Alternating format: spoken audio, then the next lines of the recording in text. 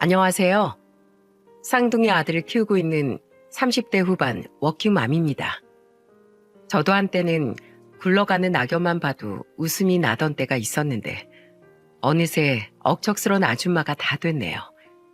하지만 도끼 가득한 아줌마가 되어도 만만치 않은 상대가 있었습니다. 바로 듣기만 해도 무서운 시어머니라는 사람이랍니다. 아들 쌍둥이를 키우는 엄마로서 산전수전을 다 겪었지만 시모의 만행은 정말 견딜 수가 없었어요. 제 사연 잘 들어주시고 제 3자의 입장에서 어떤 해결점이 보이는지 조언 좀 부탁드려 볼게요.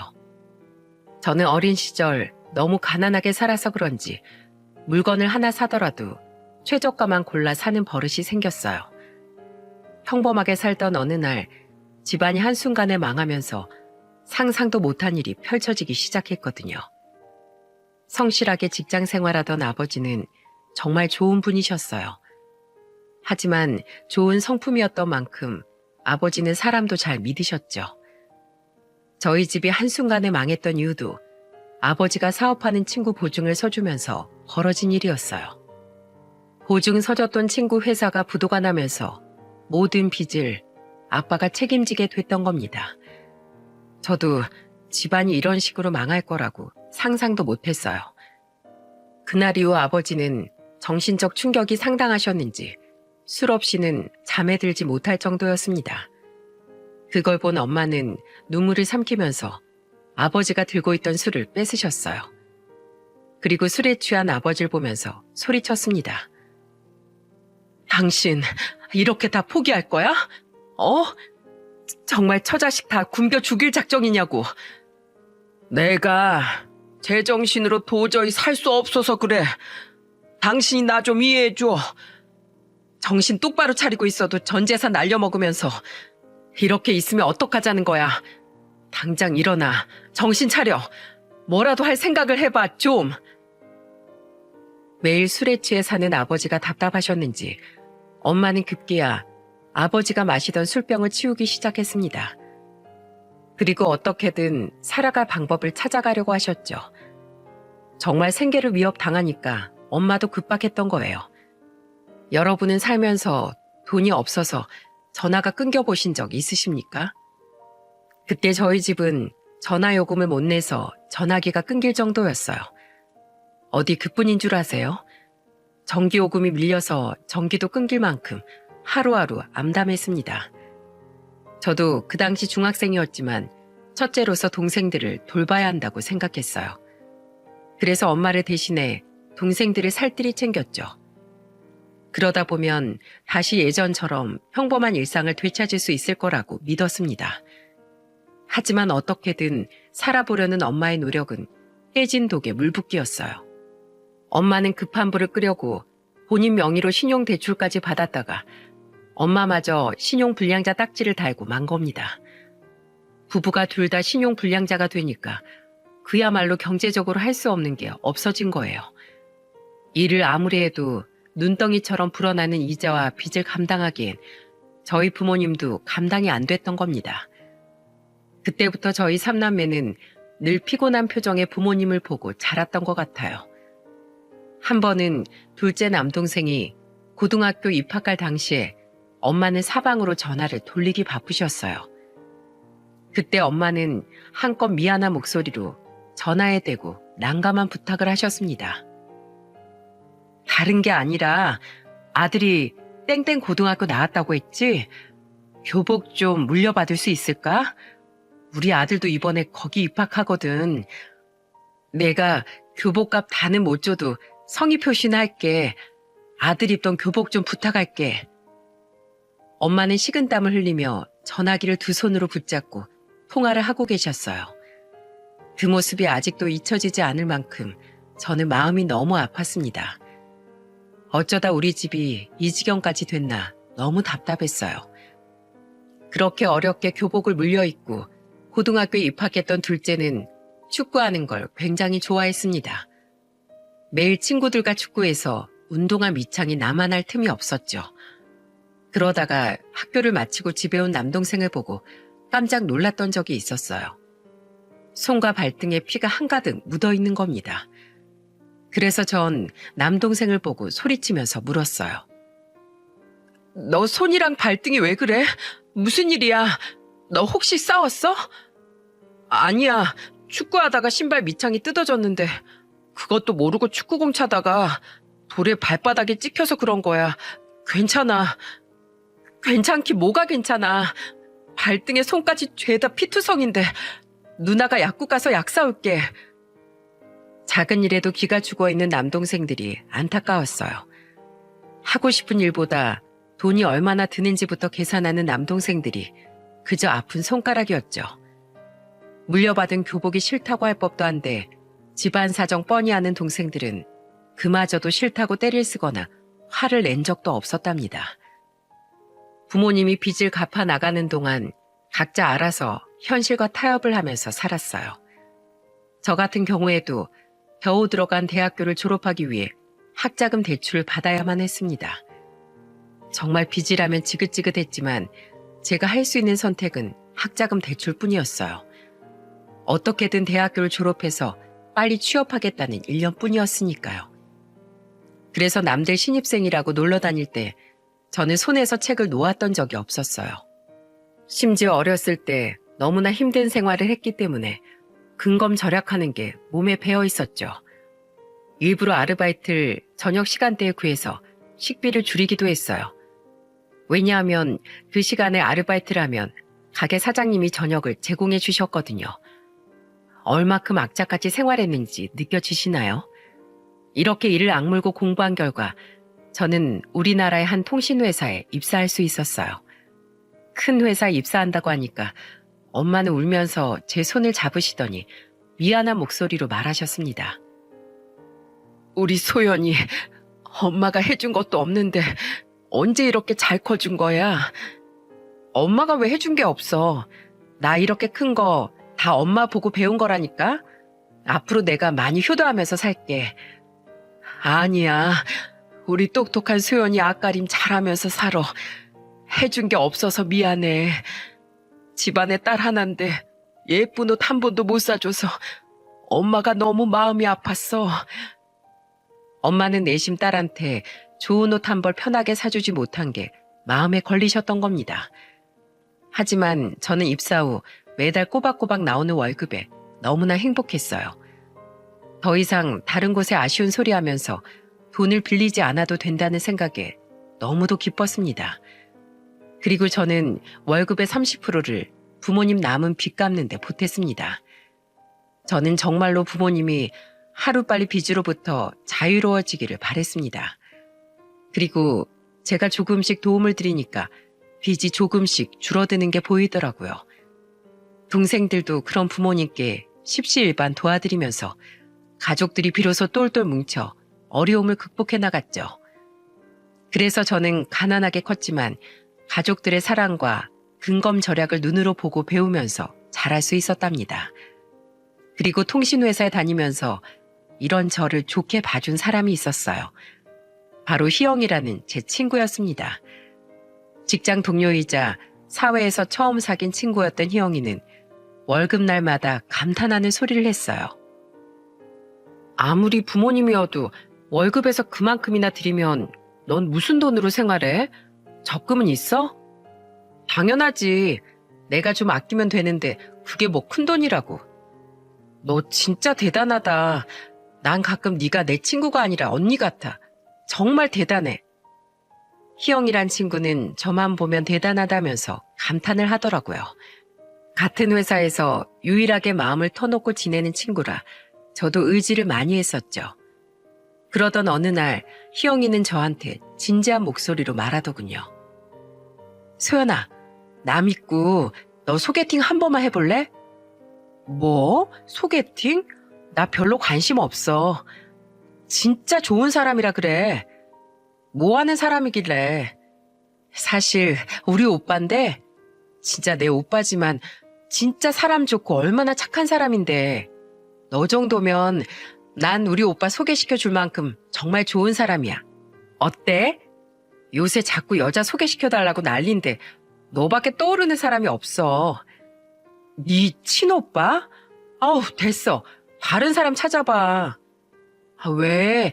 진짜 좋은 사람이라니까. 내가 오빠한테 너에 대해 살짝 말해보니까 오빠도 좋다던데? 일단 나가서 밥이나 한번 먹어봐. 저는 친한 동료의 친오빠를 소개받는 게 부담스러워서 거절하려고 했지만 계속되는 성화에 만나보게 됐어요.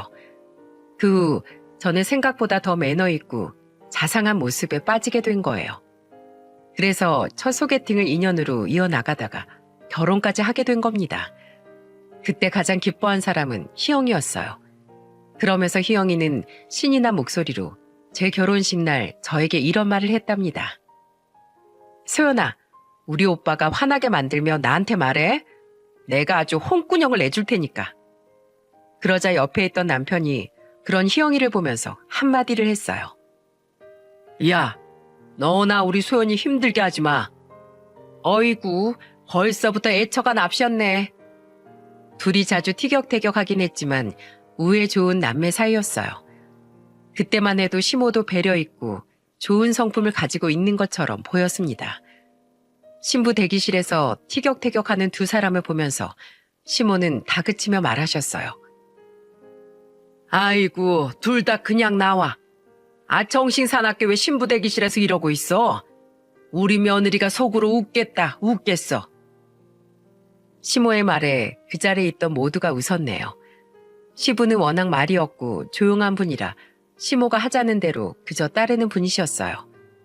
그때까지만 해도 평범한 집안이라고 생각했죠. 그렇게 저는 축복 속에 행복한 결혼식을 올렸네요. 그리고 저는 무탈하고 평범하게 잘 살 거라고 믿었습니다. 하지만 예상치 못한 복병이 결혼 1년 만에 나타난 겁니다.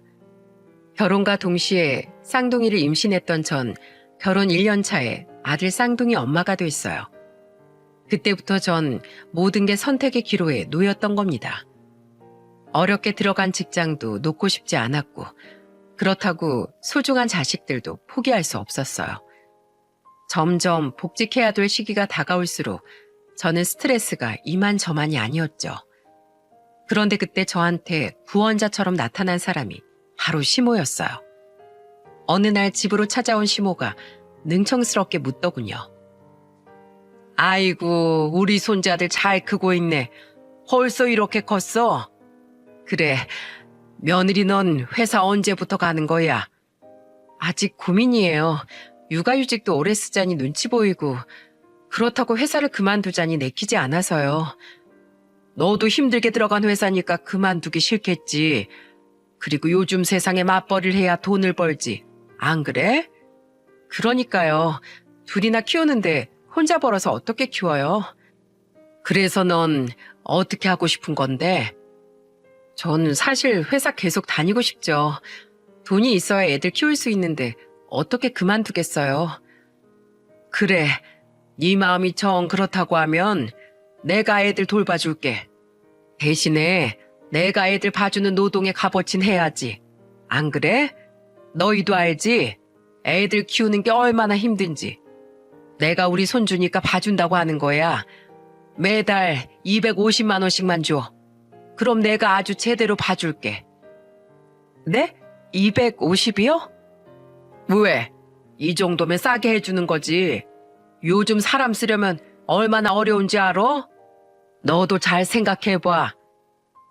그때 당시 식당 일을 하고 있던 시모가 선뜻 손자들을 봐주겠다고 하셨어요. 그런데 애들 봐주는 조건으로 달에 250만 원을 달라는 겁니다. 그래서 저는 남편과 상의를 해보겠다며 우선 대답을 피했습니다.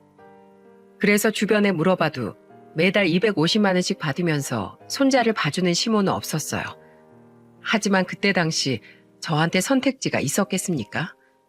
어차피 시모가 우리 쌍둥이 서준이, 하준이를 봐주려면 식당을 관둬야했기 때문에 남편과 상의 끝에 시모한테 250만 원씩 드리기로 결정을 했던 겁니다.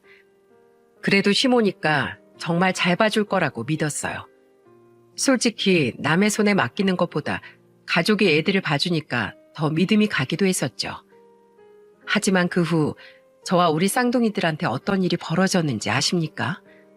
믿었던 만큼 생각지도 못한 일들이 벌어지기 시작한 겁니다. 저도 시모한테 아이들을 맡긴 이상 전적으로 믿었어요. 하지만 퇴근 후에 아이들을 넘겨받고 아이들을 돌보는데 기저귀를 갈다가 깜짝 놀랐습니다. 글쎄 애들 엉덩이가 빨갛게 부어있는 거예요. 그래서 저는 시모한테 전화를 해서 물어봤어요. 어머님, 애들 기저귀를 갈려고 보니까 엉덩이가 빨갛던데 무슨 일 있었어요? 아니, 난 애들이 하도 울길래 기저귀를 갈려고 보니까 그렇게 빨갛더라. 평소에도 잘 쓰던 기저귀인데 피부에 이상이 생겼을 리가 없는데 이상하네요. 저는 시모랑 통화를 하면서 혹시 기저귀에 문제가 있나 기저귀를 뒤적거렸어요. 그런데 아침이랑 저녁이랑 기저귀 개수가 차이가 없는 겁니다. 저는 새로 뜯어둔 건가 했는데 아침에 두고 간 기저귀가 아직도 그대로 남아있는 거예요. 어린아이 키워보신 분은 아시겠지만 애들 한 명만 있어도 기저귀 엄청 많이 쓰지 않습니까? 그런데 우리 쌍둥이는 도무지 기저귀가 줄어들질 않는 거예요. 그래서 저는 놀라서 바로 시모한테 물었습니다. 어머님, 혹시 애들 기저귀 잘 안 갈아주세요? 애들 기저귀가 왜 그대로 있어요? 아, 기저귀 많이 써서 뭐해? 오줌 서너 번은 싸야 갈지. 네? 어머님, 애들 엉덩이 습진 생기면 어쩌려고 그러세요? 지금도 엉덩이가 빨갛게 부어올랐어요. 난 기저귀값 아끼려고 그런 거지. 뭐 심각한 병 걸린 것도 아니고 약 좀 발라주면 금방 낫겠지. 앞으로는 자주 갈아주마. 제가 애들 위해서 돈 벌려고 나가는 건데 왜 이런 걸 아끼세요? 닦아주기라도 하셨어야죠. 나도 사람인데 어떻게 애들만 보고 있어. 나도 밥 먹고 화장실도 가고 해야지. 그걸 다 하지 말라는 소리가 아니잖아요. 사소한 것도 신경 좀 써달라고 부탁드리는 거예요. 알겠어. 하여튼 요즘 애들 엄마 유난히 심하다니까. 난 뭐 애 안 키워본 줄 알아? 알겠다. 내가 네 말대로 손자들 상전처럼 키울게. 저는 그때 시모의 말에 정말 깜짝 놀랐어요. 시모 말이 이해가 가십니까? 24시간 애들만 보라는 것도 아닌데 정말 제 속이 갑갑하더군요. 그런데 이런 일이 또 반복되니까 남편한테 걱정스러운 목소리로 말했어요. 여보, 어머님이 애들을 방치하는 것 같은데 당신이 말 좀 해봐. 내가 하면 너무 잔소리하는 것 같잖아. 내가 그걸 어떻게 말해. 안 그래도 요즘 애들 본다고 삭신이 쑤신다고 나한테 엄청 뭐라고 해. 그래서 지금 이걸 그냥 보겠다는 거야? 애들 엉덩이 좀 봐. 이거 분명히 제때 기저귀 안 갈아줘서 그런 거라니까? 알았어. 내가 말해볼게. 남편은 시모가 아이들을 봐준 순간부터 중간에서 말 전달하는 걸 불편해했어요. 그런데 저는 처음부터 시모가 잘 봐주기로 했는데 이런 일이 생기니까 말할 건 말해야 한다고 생각했죠. 하지만 남편은 중간에서 이런 상황을 전혀 수습하지 못하는 게 아니겠습니까? 남편은 남의 편이라 남편이라고 한다지만 제 남편이 저런 사람일 줄은 꿈에도 몰랐네요. 그래서 내 새끼는 내가 지킨다는 심정으로 최후의 방법을 선택했어요. 바로 집에 홈카메라를 설치하는 거였죠. 이걸로 시모를 감시하겠다는 게 아니라 대체 어떻게 보길래 애들이 저러는지 궁금했던 겁니다. 그래서 저는 시모 몰래 홈카메라를 설치하고 출근을 하게 됐어요. 7개월이라는 기간 동안 시모가 쌍둥이들을 돌봐주는데 정말 이상한 게 한둘이 아니었거든요. 그리고 남편도 중간에서 손 놓고 있는 걸 보고만 있을 수 없었고요. 제가 정말 오죽하면 그런 기계를 설치했겠습니까? 그리고 홈카메라를 설치하고 확인한 날 저는 뒤로 넘어갈 뻔했습니다. 애들이 배가 고파서 숨이 넘어가게 오는데도 시모는 다리를 꼬고 소파에 앉아 통화하는 모습이 고스란히 찍혀 있더라고요. 그러면서 녹음된 소리엔 시모가 애들을 보면서 짜증 섞인 목소리로 이런 말까지 하더군요. 아, 애들이 왜 이렇게 울어? 어른이 통화하는데 어딜 그렇게 울어? 아유, 귀찮아 죽겠네 정말. 분유가 뭐가 맛있다고 뒤돌면 또 달라고 울고 또 울고. 아유, 내가 아주 늙네 늙어. 저는 남편한테 시모의 만행을 보여주면서 화를 내면서 말했습니다.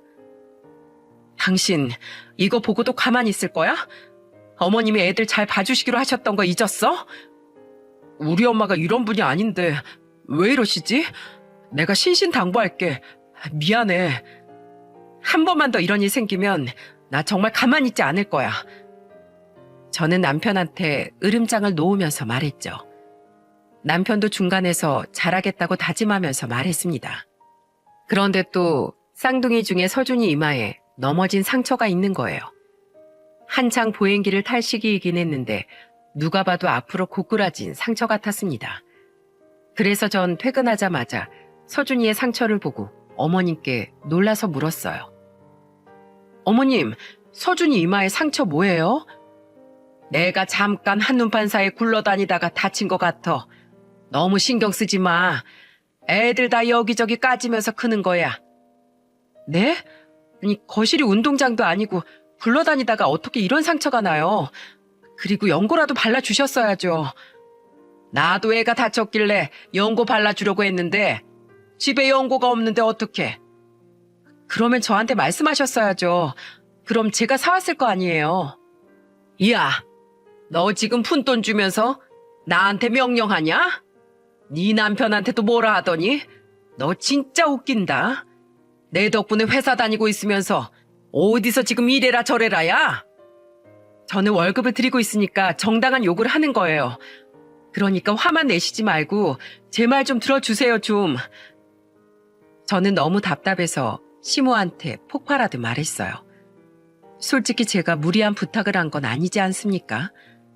그래서 저도 참다가 말한 건데 시모는 괜히 더 억울해하는 겁니다. 그런데 제가 이 정도로 했음에도 또 하나의 사건이 터지고 말았어요. 제가 퇴근하고 집에 오니까 집 문은 열려있고 애들만 거실에 누워서 울고 있는 게 아니겠어요?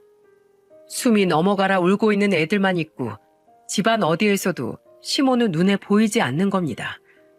심지어 애들 머리를 만져보니까 이마가 불덩이였어요. 시모를 더 찾아볼 생각도 못하고 퇴근하자마자 아이들을 안고 그 길로 병원으로 갈 수밖에 없었습니다. 쌍둥이가 동시에 아파서 정말 발 동동 구르면서 정신이 하나 없었어요.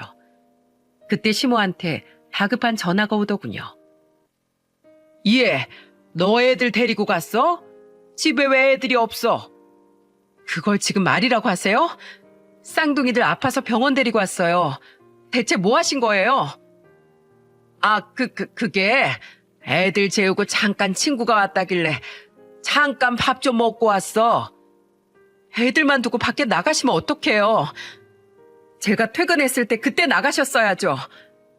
난 자유도 없어? 애들 한 번 자면 그래도 한두 시간씩 잘 자니까 나갔다 온 거지.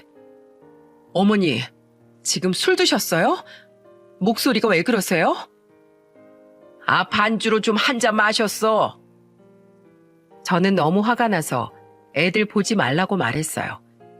그때 쌍둥이들은 일주일이나 병원에 입원해야만 했던 겁니다. 이 사실을 남편한테 얘기했더니 항상 중립을 유지하던 남편도 시모한테 한 소리를 하더군요. 그러자 시모는 저한테 미안하다며 사과를 하고 다시는 한눈 팔지 않겠다고 말했어요. 상황이 이렇게 되니까 저는 점점 애들과 시모만 두는 게 신경 쓰였죠. 하지만 남편은 제 걱정에도 저한테 속 편한 소리를 하면서 말했어요. 엄마가 실수하신 거라고 했잖아. 너무 그러지 마. 잘 봐주신다고 했어. 7개월 동안 애들이 어땠는지 기억 안 나? 당신이야말로 똑바로 좀 해. 알겠어. 나도 엄마한테 신신당부할게. 고부 사이에 함부로 끼는 거 아니라지만 정말 너무한 거 아닌가요? 강 건너 불구경하는 것도 아니고 정말 남편한테 크게 실망했어요. 그런데 지금까지 사고는 장난에 불과한 수준이었습니다. 전에 애들이 응급실에 있다는 연락을 받고 병원으로 달려갔어요. 가보니까 우리 애들이 온몸에 상처가 나 있었고 이마 쪽은 또 찢어져 있던 겁니다. 그때 뒤늦게 뛰어온 시모를 보고 소리쳤어요. 어머님, 대체 애들만 두고 어딜 가신 거예요? 왜 우리 애들이 복도에서 울고 있는 건데요? 옆집 사람들이 신고 안 했으면 애들 큰일 날 뻔했잖아요. 아니, 이게 무슨 일이야. 세상에, 애들 이마 다친 것 좀 봐. 한창 키고 걸으려던 시기에 아이들이 열린 문틈으로 집을 나왔던 겁니다. 그리고 계단이 있는지도 모르고 기어가던 애들이 그래서 꼬꾸라져서 굴렀던 거예요. 옆집 사람들은 애들 우는 소리를 듣고 깜짝 놀라 119를 불렀는데 그때까지도 시모는 집에 없었죠. 그래서 이 모든 걸 응급실에서 알게 된 저는 시모를 보자마자 소리치면서 말했습니다. 애들 있을 때 문을 대체 왜 열어두세요? 애들을 보긴 하시는 거예요? 애들 잡으려는 거 아니고요? 난 그냥 답답해서 환기 좀 시키려고 했던 건데 그럼 애들 다쳤을 때 뭐 하셨는데요? 왜 옆집 사람도 다 들릴 정도로 우는 애들 그냥 방치하셨냐고요? 나도 볼일 좀 보려고 나갔다. 왜? 어차피 너 올 시간도 됐으니까 간 거라고. 도대체 저희한테 왜 그러세요? 애들 봐주기로 했으면 애들만 보셔야죠. 애들이 얼마나 많이 다쳤는 줄 알아요? 도저히 안 되겠어요. 이제 애들 보는 거 그만하세요. 죽이 되든 밥이 되든 제가 알아서 할게요. 그동안 너무 고생하셨는데 이건 아닌 것 같네요. 너 지금 애들 다쳤다고 이러는 거냐? 한 놈도 아니고 두 놈 보다 보면 그런 실수 할 수도 있는 거지. 지금 이런 일로 날 해고하는 거야? 네. 그동안 너무 고생하신 건 아는데 그만해주세요. 그래, 알았어. 근데 받을 건 받아야지. 나 퇴직금 줘. 네? 저희 대출금 갚으면서 어렵게 사는 거 아시면서 그걸 받으셔야겠어요? 내 알바냐? 너 그 돈 안 주면 나도 다 알아볼 거야. 노동부도 찾아갈 거고 네 회사도 찾아갈 거야. 그리고 너 내 아들 인쇄소 다니는 거 알지? 거기서 전단지도 만들어서 뿌리고 다닐 거야. 시모는 퇴직금 얘기를 하면서 응급실에 악을 쓰기 시작했어요. 저는 끝까지 절대 못 준다고 했었죠. 솔직히 7개월 동안 제대로 봐준 것도 아닌데 제가 그 돈을 왜 줍니까? 그래서 절대 못 준다고 버텼는데 그 후로 잠잠하더라고요. 그래서 본인도 느끼는 게 있겠지 하고 넘겼습니다. 그런데 이건 그냥 넘어갔던 게 아니었어요. 아이들이 퇴근하고 집에 왔는데 남편이 술을 마시고 만취가 된 목소리로 저한테 고백할 게 있다는 거예요. 그래서 저는 남편을 보고 놀란 목소리로 물었죠. 당신 왜 그래? 무슨 사고 쳤어? 나 사실 엄마한테 퇴직금 500만 원 드렸어. 뭐? 여보, 돈을 그렇게 다 드리면 어떡해? 당신도 엄마 성격 알잖아. 안 드리면 둘이 계속 싸울 것 같아서 드렸어. 그것도 700만 원 달라고 한 거 내가 500만 원으로 깎은 거야. 당신 때문에 미치겠다 정말. 가장답게 좀 행동해. 중간에서 대체 뭐 하는 거야? 남편은 제가 화를 내도 고개만 숙이더라고요. 정말 남편의 우유부단한 성격 때문에 미쳐버리기 일보 직전이었습니다. 그때 제 답답한 속을 풀어준 사람이 친정 엄마셨어요. 저는 답답한 마음에 그동안 있던 일을 엄마한테 모두 털어놓았죠. 그때 엄마가 제 손을 잡아주면서 말하시더군요. 걱정 마. 이 엄마가 봐줄게. 집에서 놀 바엔 우리 손주들 보는 게 낫지. 엄마, 고마워요. 대신에 내가 용돈 꼭 챙겨드릴게요. 엄마는 그때 고정으로 하는 일이 없었고 가끔씩 아르바이트를 다녔습니다. 그래서 제가 용돈을 드린다고 했던 거예요. 시모한테도 돈을 줬는데 우리 엄마도 챙겨야 한다고 생각했죠. 하지만 엄마는 제 말에 단호한 목소리로 말하셨습니다. 됐어. 손자들 보는데 무슨 돈을 받아. 애들한테 쓸 거 살 카드나 주고 가. 그래도 애들 보는 게 보통 일이 아닌데 그냥 받아줘. 그래야 내 마음도 편해. 그 돈 받으면 내 마음이 불편해. 그러니까 그냥 가. 엄마는 끝까지 돈을 안 받겠다고 하셨어요. 심지어 남편이 250만 원을 엄마한테 입금해드리면 다음날 현금으로 가져와서 엄마가 그대로 돌려주시는 거예요. 그러면서 저한테 또 한 번 당부를 하면서 말하셨습니다. 소연아, 엄마가 돈 받으려고 한 게 아니야. 엄마도 지금 하는 일도 없어서 울적했는데 요새 우리 손주들 때문에 너무 웃어서 기분이 다 좋다. 건강을 되찾은 것 같아. 정말 엄마는 아이들을 보면서 기분이 좋다면서 최선을 다해서 봐주셨어요. 그동안 시모가 볼 때는 애들이 늘 까져 있고 피부도 거칠했거든요. 그런데 엄마가 애들을 봐준 후로부터 아이들이 훨씬 잘 웃고 건강해 보일 정도였습니다. 돈도 안 받고 한 2년이나 아이들을 그냥 봐주셨어요. 그런데 이 와중에 시모는 뭐 했는 줄 아십니까? 저 몰래 남편한테 시모가 한도 초과가 됐다면서 카드를 빌려달라고 했다는 겁니다. 그래서 남편은 아무 의심 없이 카드를 빌려줬는데 글쎄 시모가 그 카드로 무려 1,500만 원이나 긁은 거예요. 그래서 남편은 카드 고지서를 보고 시모한테 전화해서 따져 묻더군요. 엄마, 대체 카드로 뭘 산 거예요?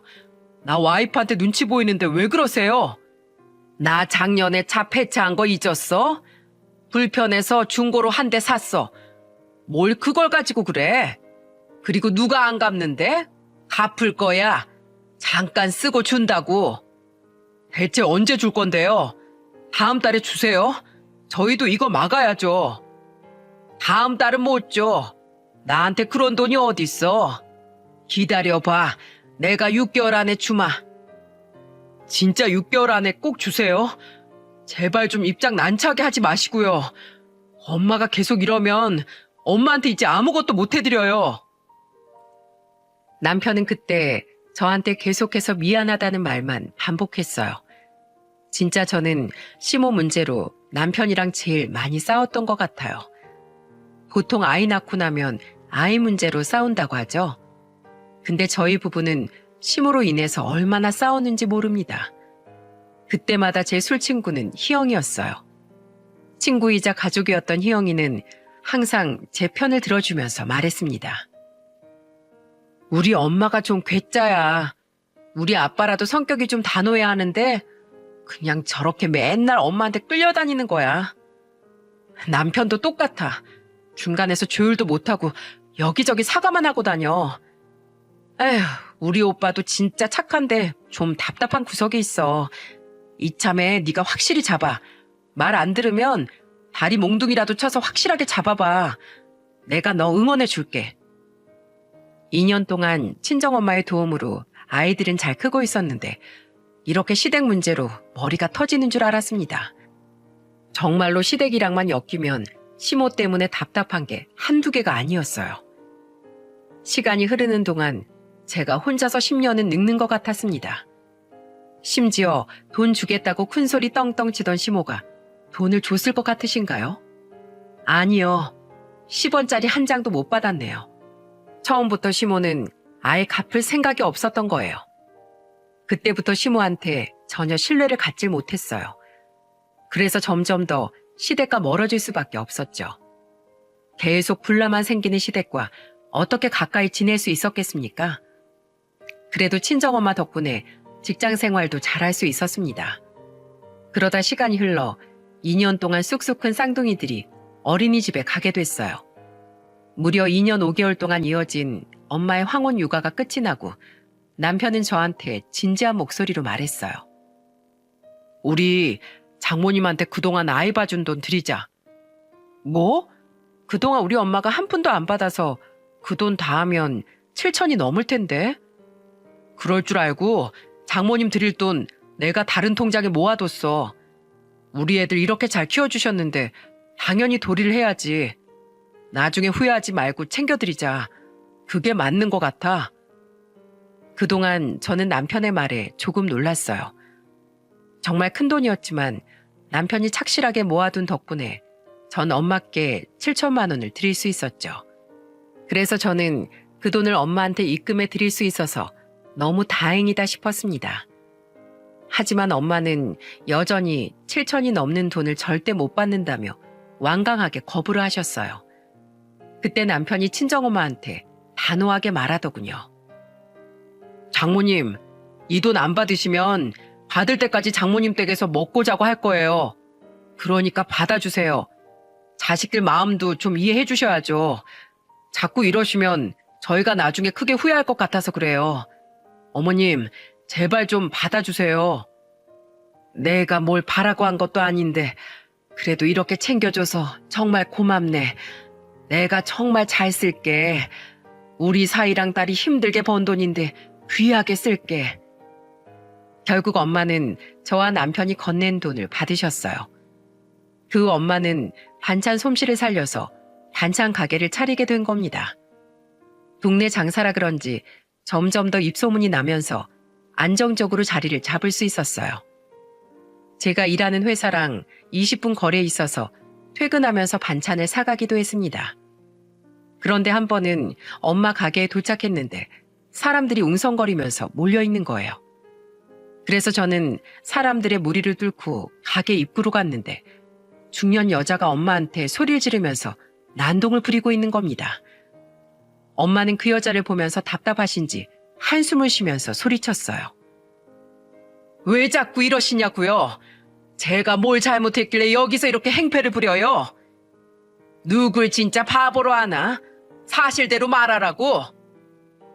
전 누구길래 엄마한테 자꾸 사실대로 말하라고 하는 건가 했어요. 그래서 자세히 봤더니 그 중년 여자는 바로 시모였던 겁니다. 저는 시모인 걸 알고 말리려고 다가갔는데 시모가 행패를 부리고 있는 거예요. 그 모습을 보자마자 시모를 한 손으로 제압했어요. 그리고 전 화가 나서 시모를 보고 소리쳤습니다. 우리 엄마 가게에서 지금 뭐 하는 짓이에요? 우리 잘난 며느리 왔구나. 너네 전화는 안 받더니만 여긴 집 드나들듯이 오는 거야? 출가 외인이 친정이 이렇게 자주 와? 너 아주 웃긴다. 어머님 같으시면 전화 받겠어요? 왜요? 또 돈 필요하세요? 어머님 돈 필요하면 전화하시잖아요. 너 웃긴다. 나한테 먹고 죽을래도 돈 없다고 하더니 네 엄마한텐 이런 가게를 차려줘? 네가 감히 날 개무시해? 우리 엄마가 2년 넘게 애들 봐주면서 받으신 돈으로 차리신 거예요. 앞뒤 종황도 아무것도 모르면서 이렇게 무작정 난동을 피면 어떡해요? 아, 이제 알겠네. 넌 내가 애들 봐주는 돈 받아가는 거 아까워서 네 엄마 주려고 나 일부러 해고한 거지? 당장 나도 3천만 원 내놔. 나도 애들 봐줬잖아. 애들을 봐줘요? 애들 보다가 잡아 죽일 뻔한 사람이 누군데요? 그리고 중고차 산다고 저희 카드로 긁었던 1,500만 원이나 갚으세요. 그게 순서잖아요. 뭐야? 이것 봐라. 너 어디 한번 매운맛 좀 볼래? 그 순간 시모는 젓갈 뚜껑을 열더니 제 얼굴에 확 뿌려버렸어요. 순간적으로 눈도 너무 따갑고 황당해서 어안이 벙벙하더라고요. 그리고 엄마 앞에서 이런 꼴을 당하니까 도저히 참을 수가 없었습니다. 엄마도 놀라서 시모를 말리려고 했지만 시모는 악을 쓰면서 욕을 퍼붓더군요. 그때 저는 눈에는 눈, 이에는 이라는 생각에 젓갈을 집어들었어요. 그리고 그걸 들고 그대로 시모 얼굴에 쏟아 부은 겁니다. 그러자 시모는 놀라서 소리쳤어요. 아, 내 눈, 내 눈. 아유, 너 미쳤어? 이게 뭐 하는 거야? 어머님이 먼저 저한테 이렇게 뿌리셨잖아요. 야, 너 지금 해보자는 거야? 내가 했다고 너도 뿌리면 뭐 하자는 거야? 어른이 어른다워야 고상하게 말하죠. 그러니까 왜 여기까지 와서 난동을 부리세요? 네가 먼저 차별했잖아. 팔이 안으로 굽는다고 지금 시위하는 거지. 그놈의 팔을 아주 동강내야 내가 속이 풀리겠어. 너 당장 이리 와. 그때 시모가 저한테 달려들었고 그 순간 엄마가 시모를 가로막으면서 소리쳤습니다. 사돈, 내가 진짜 봐주려고 했더니 안 되겠네. 내 앞에서 지금 뭐요? 내 딸을 뭐? 지금 이 꼴을 보고 내가 가만히 있을 것 같아? 아, 내 눈. 동네 사람들, 여기 정신 나간 여편네들이 장사하는 곳이에요. 아이고, 사람 잡네. 엄마는 시모를 바닥에 밀쳐버리고 젓갈을 시모한테 발라버렸어요. 그리고는 가게 밖으로 밀치면서 소리쳤습니다. 가! 이놈의 여편네야. 어딜 감히 내 딸한테 손을 대? 나가. 당장 나가라고. 결국 시모는 힘없이 엄마한테 떠밀려서 가게 밖으로 쫓겨났어요. 하지만 시모는 쫓겨난 후에도 도저히 갈 생각을 안 하는 겁니다. 그러면서 계속 문을 두드리고 소리 지르고 난리도 아니었어요. 결국 경찰에 신고했고 시모는 출동한 경찰한테 끌려가고 말았습니다. 시모가 사라진 걸 보고 엄마는 저를 꼭 안아주면서 울먹이는 목소리로 말했어요. 소연아, 너 지금까지 이렇게 당하고 살았니? 어떻게 사돈 가게까지 찾아와서 이렇게 난동을 부릴 수가 있어? 나한테도 이러는데 너한텐 지금까지 어떻게 했을지 안 봐도 눈에 훤하다. 서방은 도대체 뭐하고 산 거야? 저는 엄마의 울먹이는 목소리에 같이 울었습니다. 그리고 엄마는 결국 남편을 가게로 불렀어요. 엄마의 불호령에 남편은 퇴근하자마자 달려왔죠. 허겁지겁 도착한 남편을 보자 엄마는 화가 난 목소리로 소리쳤습니다. 자네, 지금 가게 꼴 좀 보게. 여기서 무슨 일이 있었는지 아나? 네? 그게 무슨 말씀이세요? 우리 딸이 자네 부모한테 무슨 잘못을 한 적이 있어? 웬만한 건 다 들어주고 며느리로서 잘하려고 노력하는 애잖아. 그런데 자네 부모가 여기서 내 딸한테 젓갈을 퍼붓고 욕을 하는 걸 내 눈으로 직접 봐야겠어? 대체 여길 어떻게 알고 온 거야? 죄송합니다. 저번에 장모님 반찬 전달해드렸는데 그때 아신 것 같아요. 저도 정말 이렇게까지 일이 커질 줄 몰랐어요. 제가 다 책임지겠습니다. 알고 보니까 남편은 엄마 반찬 가게에서 반찬을 사서 시모한테 가져다 준 적이 있던 겁니다. 그러면서 지나가는 말로 했던 건데 이렇게 찾아올 거라고 상상도 못했던 거예요. 그런데 다 책임지겠다고 말하는 남편 눈빛이 심상치 않았어요. 그러면서 제가 엄마 가게를 정리하고 엉망이 된 몸을 씻고 있는 동안 시댁으로 갔던 겁니다. 그리고 다시 가게로 찾아온 남편은 다시 한번 무릎을 꿇고 말하더군요. 장모님, 제가 그동안 우유부단해서 벌어진 일입니다. 저를 탓하세요. 저 지금 어머님 찾아뵙고 말씀드렸어요. 여기 한 번 더 오면 아들이고 손자고 며느리고 2번 다시 못 볼 거라고 말했어요. 인연 끊을 거라고 엄포를 놨으니까 다시는 못 그러실 거예요. 그러니까 저 한 번만 더 믿어주세요. 우유부단한 남편이 시모한테 소리쳤다고 하는 말에 저는 깜짝 놀랐어요. 그래서 저는 집에 가서 얘기하자면서 남편을 데리고 집을 갔습니다. 걱정하는 엄마를 안심시키고 집으로 오면서 남편한테 자세한 이야기를 들었죠. 그동안 남편은 저한테 못다한 말을 털어놓으면서 말하더군요. 여보, 난 그동안 내가 끼어들면 당신이 더 난처할까봐 참았던 거야. 근데 오늘 우리 엄마는 이미 선을 넘어버렸어. 앞으로 당신하고 장모님 그리고 애들 내가 지킬 거야. 한 번만 더 당신한테 욕보이면 나한테 말해. 나 진짜 가만히 안 있을 거야. 그리고 그 1,500도 내가 꼭 받아낼게. 이렇게 정신 차릴 거면 빨리 좀 정신 차리지 그랬어. 미안해 여보. 내가 앞으로 그동안 못한 것까지 다 잘할게. 남편은 정말 완전히 다른 사람이 되어 있었어요. 시모가 억울했는지 집까지 달려왔는데 문도 안 열어주고 인터폰으로 남편이 말하더군요.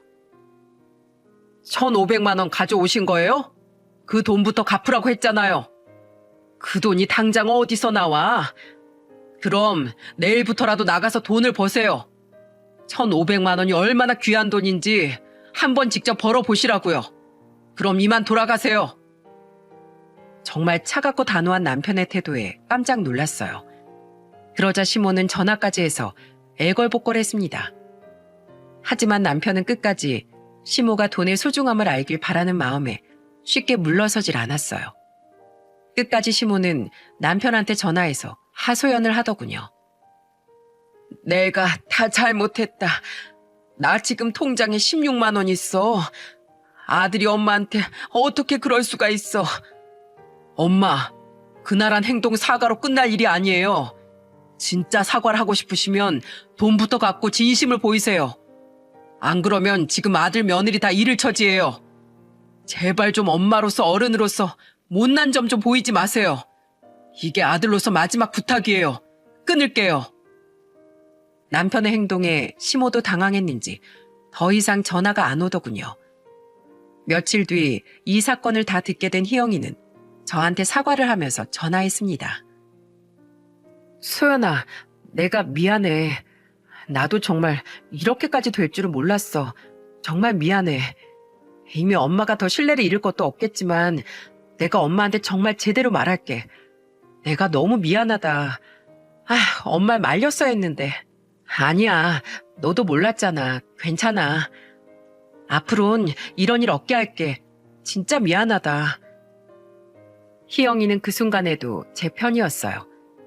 하지만 시부는 또 아무 말도 없었죠. 평생을 시모한테 꼼짝도 못하고 살았기에 그 누구의 편도 들지 않았습니다. 결국 희영이까지 나서서 시모한테 뭐라고 하니까 시모도 백기를 든 거예요. 그래서 젓갈 사건 이후로 시모가 정말 많이 변해갔습니다. 한 번은 제가 출근하려고 나왔는데 아침부터 시모한테 전화가 온 거예요. 며느라, 출근하니? 아침 바람이 차갑던데 옷 잘 입고 나와. 나도 요즘 청소일을 시작해서 아침 일찍 나왔는데 네 생각이 나더라고. 아, 그러셨어요? 알아서 갈 테니까 걱정 마세요. 아직도 안 풀렸어. 이제 마음 좀 풀어봐. 아니요.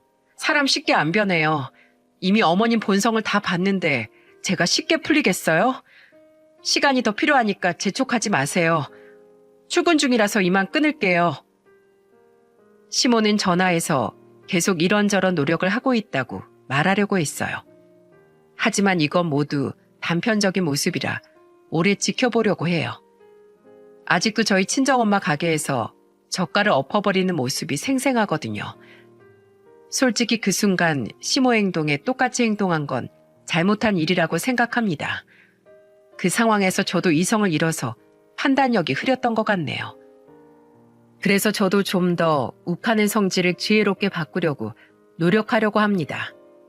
하지만 시모는 아무리 노력해도 뭐가 어려운지 청소일을 그만두고 식당 일을 나가더군요. 그런데 개벌은 남 못 준다고 여전히 돈이 없어서 궁핍한 생활을 하고 있답니다. 저도 남편도 답답하지만 이제는 도와주지 않으려고 해요. 제가 이런 사연을 쓴 것도 가족이라고 무조건 돕는 건 아니라는 생각이 들어서랍니다. 가족과 함께라면 어떤 위기도 넘길 수 있지만 사람은 쉽게 못 바꾸는 것 같아요. 모두 스스로 바꿀 의지가 있을 때 바뀐다고 생각합니다. 올해도 다 갔는데 지금쯤 스스로를 돌아보는 건 어떨까요? 가족이라 쉽게 상처가 되는 말을 했었다면 오늘은 꼭 사과를 한번 해보시길 바래요. 따뜻한 말을 주고받기에도 시간은 너무나 짧으니까요. 우리 쌍둥이들 키우면서 저는 남편과 서로에게 고생했다 이 말을 많이 해주고 있어요. 이 작은 변화가 얼마나 힘이 되는지 모릅니다. 오늘은 서로에게 따뜻한 말 한마디 건넬 수 있는 하루였으면 좋겠습니다. 제 사연 들어주셔서 감사해요. 모두들 행복하세요.